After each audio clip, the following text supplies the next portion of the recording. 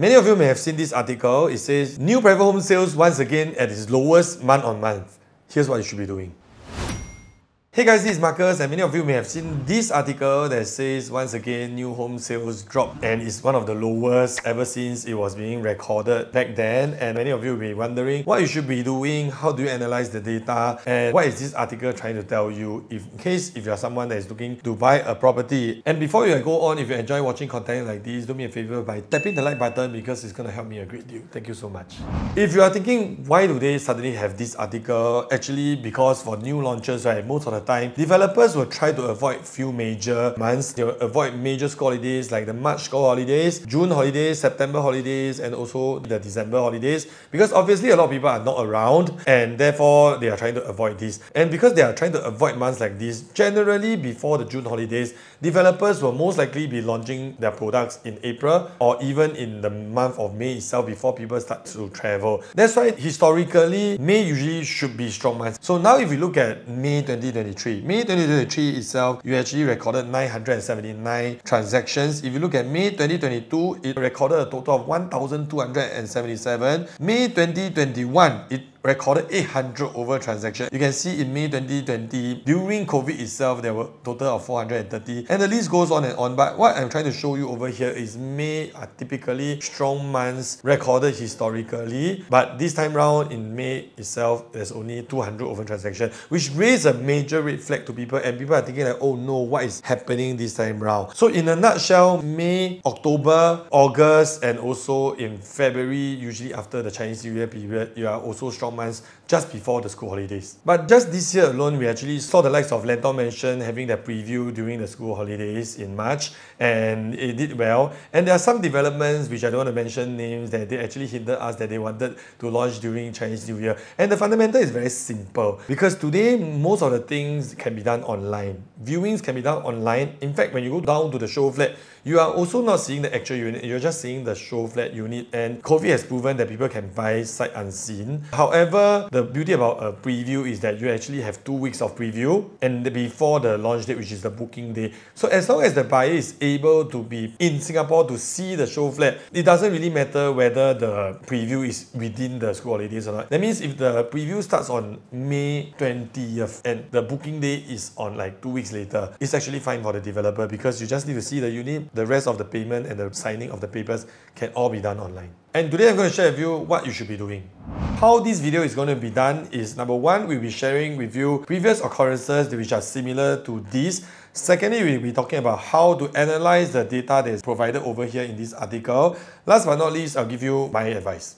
Okay, so from a broad perspective today, if you want to know what happened back then, you can see over here the interesting thing is that if you look at the number of transactions, right, was May the lowest? Actually no lah, because even in this year alone, if you look at February 2024, there were only 100 over transactions. Similarly for December 2023, and there were actually months like even on November 2022, there were 230 transactions. During the COVID period, there were only 229 for that 1 month itself, and there were actually months that clocked this kind of numbers as well. And for us to actually have a clearer understanding as a property investor, it's not like buying the stock market or trying to short the market. We usually want to use by quarter. So using a quarterly basis to actually go and determine whether it's the right time to buy property or not. You may be misguided, but looking at the year cannot go wrong, because Singapore URA actually plan land supply based on half a yearly. But you need to understand one thing, even though the government actually released 1 year worth of supply this year, the developers can actually choose to launch a year later or in the preceding year.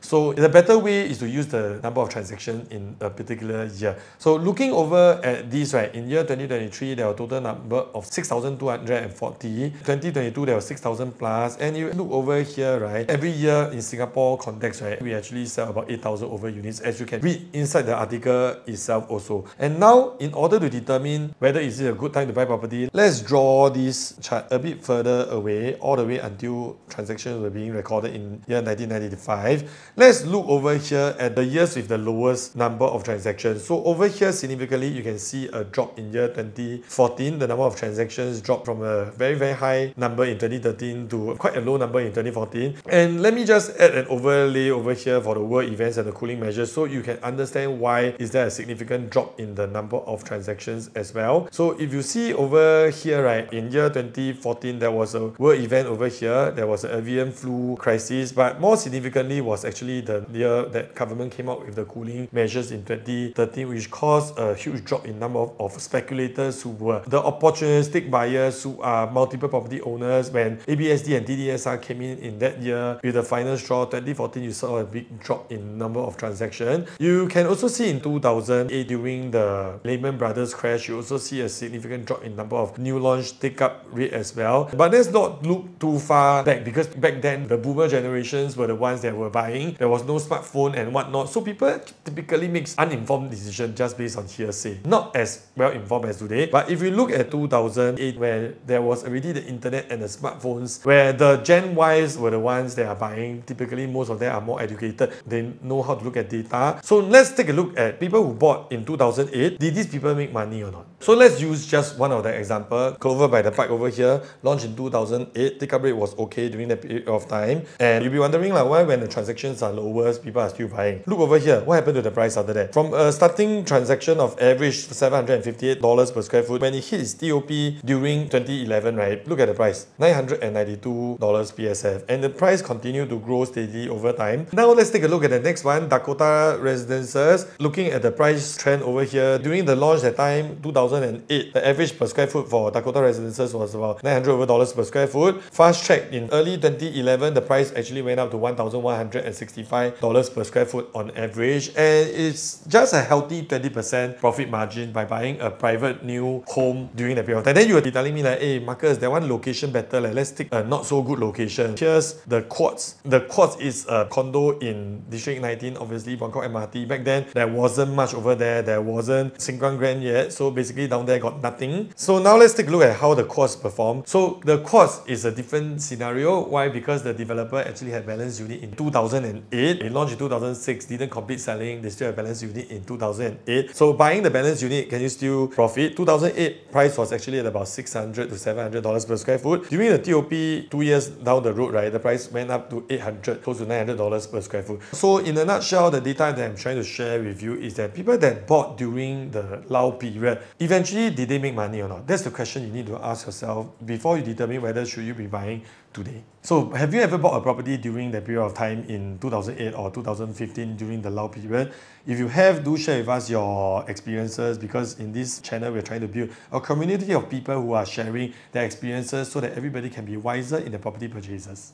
So what I'm trying to share with you in point number one is that look at the volume for the entire year, not just on a month-to-month basis. And secondly, it doesn't mean that when volumes are low means it's a bad time to buy. So we are done with the article. For those that wish to read the article, I've actually pasted it in our Keep It Real Estate Telegram channel, where we share regular real estate news, and also we update our new YouTube video postings over there as well. So feel free to scan this QR code to join our Telegram channel.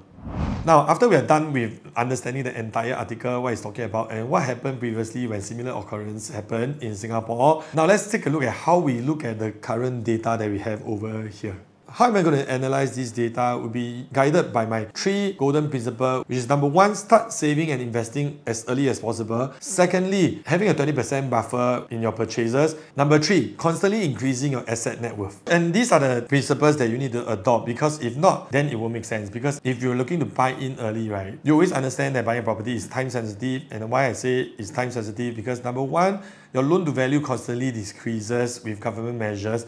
Number 2, you need to clear 3 years before you can sell your property without paying seller's stamp duty. Last but not least, your loan amount decreases along with age, because you can loan up to a maximum of 65 years. And what I'm going to say over here only makes sense if you are someone like me who believes in the above fundamentals that I mentioned just now. So when I look at this data, I will determine 2 things. Number 1 is to know which are the areas that is worth looking at. Because as the market becomes more and more expensive, people will start to be more deterrent and more defensive over that area. But if you can see a specific cluster that is actually constantly doing well and well, means to say that the demand over there is very, very high. Even when prices are higher, the buyers are willing to accept that pricing. So that is how to determine the hotspots over here. And in this case, it's very clear it's actually the OCR region where you see all the top selling projects. Mostly are within the OCR area. And next, we want to talk about the median pricing of the area, which is the accepted pricing over here. And from there, we want to see what are the areas that we can look at to find similar pricing and similar attributes over at the area.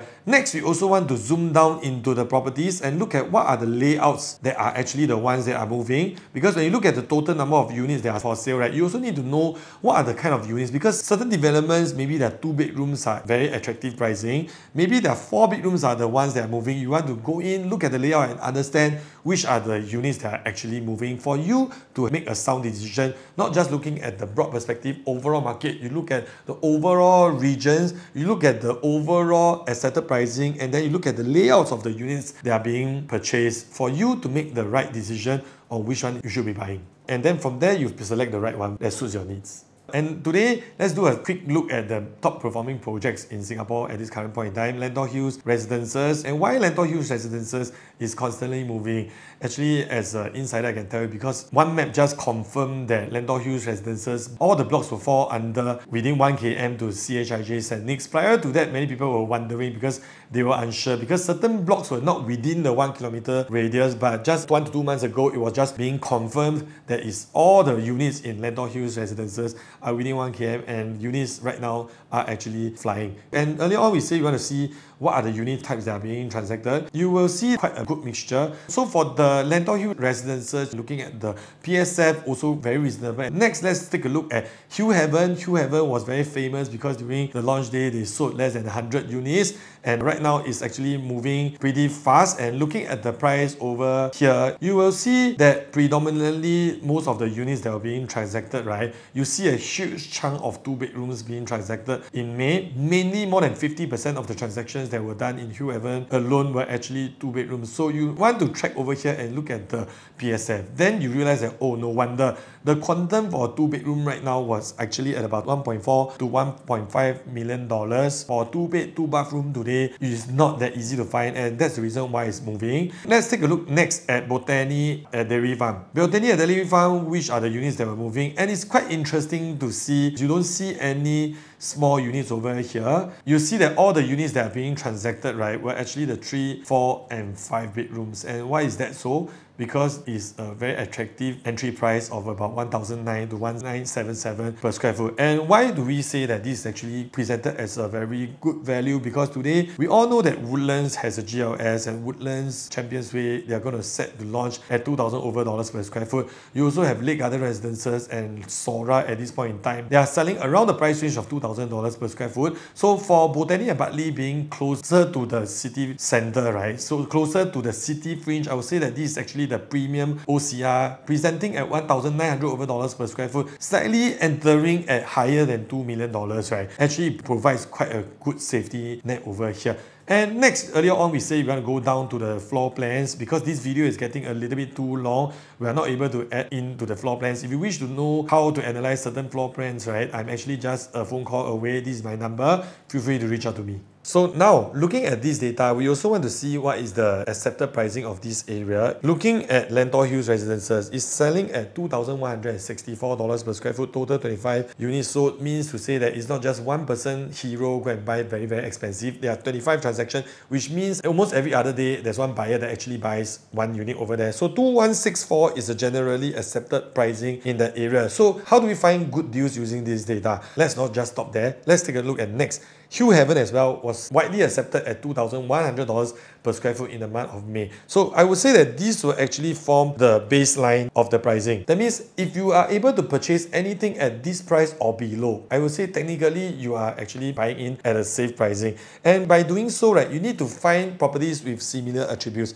I've seen so many people over the years, they're buying properties and they don't use apple to apple comparison. Like for example, they use an old resale property and say that, oh, it's very different from the new launch property. The resale property versus the new launch property, I think the resale price has has a lot more room to grow. I feel that if you use apple-to-apple comparison, means to use similar properties, almost similar age, similar kind of location with similar attributes. But all in all, remember, use apple-to-apple comparison over here. So are you able to find a property like Lentor Hill Residences, able to find something that is within 1 km to an elite school, within walking distance to MRT station, and entering at a medium price of at about $2,100 to $2,200 per square foot? Why? Because it's a safe price to enter. Also, if you're looking at a 2-bedroom unit, are you able to find properties that are similar to Hillhaven, within 500 meters walk to the MRT station at $2,100 per square foot for a 2-bedroom unit? And last but not least, since we talk about Botany and Dairy Farm, are you able to find similar products entry price at 1968 per square foot that also is within the similar proximity to MRT station, like let's say about 900 meters away? If you're able to find something like that, I would say that these will be what I call value deals. Now, I talk so much about the OCR. Some of you that are telling me that, hey, I don't want to buy OCR, I only want to buy RCR. Right, later I'll give you my comments on that. But before that, I will share with you like some of the hotspots in the RCR as well, even though it's not as much.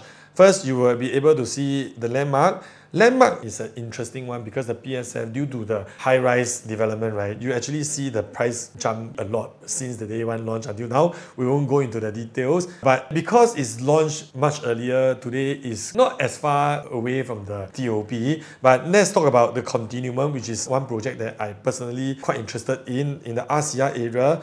Why it's moving is because it's currently selling at a median price of $2,800 per square foot. Tembusu Parcel B, which is what we call the Emerald Katong, is set to launch soon, and the launch price expected will not be super far. It won't be like 20-30% away from the pricing of Continuum, and that's why from a freehold perspective, right, from a freehold benefit, some people will see some value when you are just like about 10% more to buy a freehold, and that's why people are going into it. There's also Grand Diamond, which is also the top performing projects in the RCR area with total 8 number of transactions over here. So earlier on I mentioned, if you are able to find similar attributes at lower PSF than the median transaction, right, I think it's worth considering. But before that, remember, need to look at the layout and the facing, whether it makes sense or not. So to reward you for staying all the way until this video, right, I want to tell you one thing. Whatever you see on URA, right, don't ever forget this is a lagging indicator, because URA can only reflect the transaction when the buyer has already bought and exercise the option. And typically for a new launch, it will take you about 5 weeks. Meaning to say that whatever transaction you see over here in May 2024 will most likely have been transacted in the month of April. Which goes to say that the units that you see over here, even though there's immense value, the units are already unavailable in this point in time. So in order for you to be in close contact with what is happening in the market, we usually advise you that you can talk to an agent, because on the agent's perspective, we see the transactions every single day when the buyer actually books the unit, as opposed to being a buyer, you only see the transactions being clocked when URA actually clocks it. So what I'm trying to say is to have close contact with agent so that you can make timely decisions.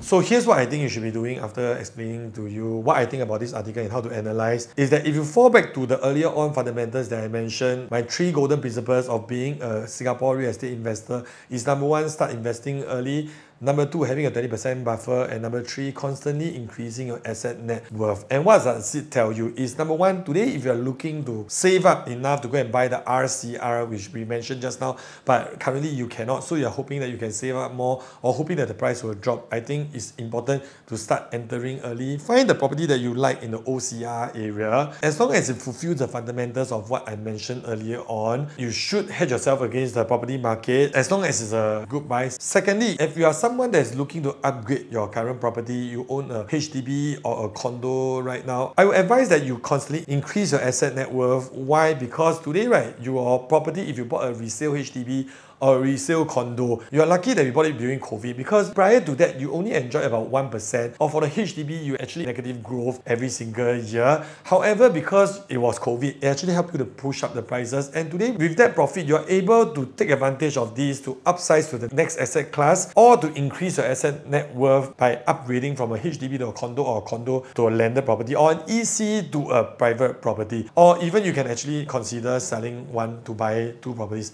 And this is made possible because of COVID. And with the first two fundamentals in mind, we should never forget to be prudent and to apply a 20% buffer. And this 20% buffer is not a one-size-fits-all because everybody has different spending habits. But if you ask me, the safest is always a 20% buffer. If you wish to have an assessment, do give me a call. Happy to assist over a Zoom or a phone call. And as usual, if you enjoy content like this, do me a favor by tapping the like button, subscribing to the channel, turn on notification bell, or share this video in one of the group chats because such content can help anyone out there in Singapore. So thanks for watching to the end. I hope you learned something today and I'll see you in the next one. Bye.